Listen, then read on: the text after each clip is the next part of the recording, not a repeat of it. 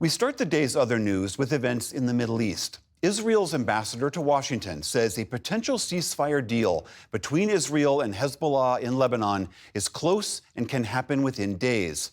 Officials say Prime Minister Netanyahu's security cabinet will meet tomorrow to discuss the proposed deal.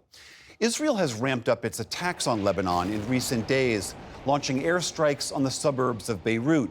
A Lebanese politician said that escalation is actually a sign that a deal could be close. In the past hours, we have seen an increase in the frequency of Israeli attacks. It has become known that the Israeli enemy always begins to escalate when it gets closer to a serious negotiation with serious files in its hands. It escalates to put pressure on the other side to make concessions. This comes after Hezbollah launched one of its largest attacks on Israel yesterday, firing some 250 rockets and missiles. Hezbollah began such strikes the day after Hamas raided Israel in October of last year. That conflict escalated into an all-out war this September when Israel began large-scale strikes on Lebanon and launched a ground invasion into the south of the country. The prospect of a ceasefire deal was also top of mind today as foreign ministers from the Group of Seven nations gathered outside Rome. Secretary of State Antony Blinken joined his G7 counterparts as they expressed cautious optimism about the ceasefire process. The issue of Ukraine also looms large at the meeting. It's the last of its kind before a new U.S. administration takes office in January. Meanwhile, on the ground today in Ukraine, people were injured by shrapnel. I escaped as I left the office. Russian rockets injured more than 30 people in a wave of strikes on two of Ukraine's largest cities, Kharkiv and Odessa. Incoming U.S. President Donald Trump has questioned America's commitment to Ukraine. There is further evidence today that a woman's own home is now the most dangerous place for her to be. That's according to a sobering United Nations report on global femicide, which is the gender-related killing of women and girls.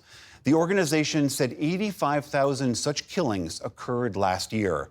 Of those, around 60%, or 140 per day, were at the hands of someone close to the victim. In Europe and the Americas, most women and girls were killed by intimate partners. Elsewhere, close relatives were the primary perpetrators.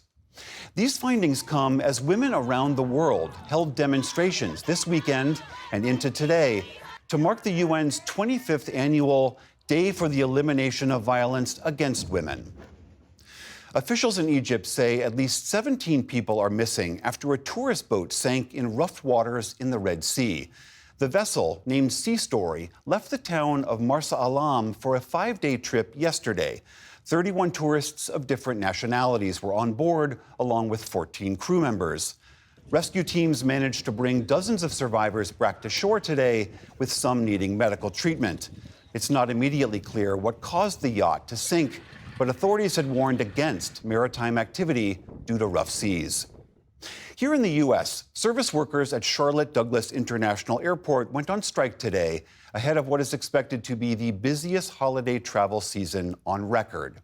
Airport workers on strike! Airport workers on strike! We are fighting for our rights! We are fighting for our rights! The workers who clean planes, remove trash, and escort passengers in wheelchairs are protesting what they call unlivable wages. Their union spokesperson said the strike is expected to last for 24 hours.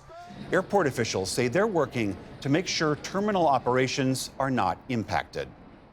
And on Wall Street today, stocks ended higher as investors reacted to President-elect Trump's pick of Scott Bessent for Treasury Secretary. The Dow Jones Industrial Average jumped more than 400 points to notch a new all-time high. The Nasdaq added about 50 points on the day.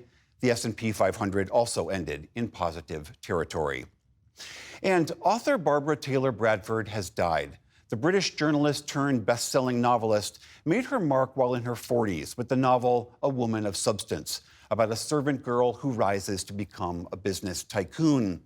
That arc partly mirrored Bradford's own self-made success.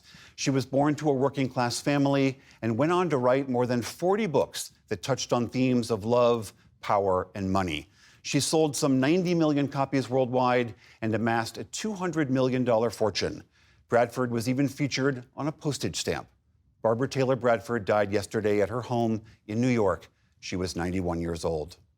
Still to come in the NewsHour, Donald Trump's success among young men illustrates the influence of the online so-called manosphere.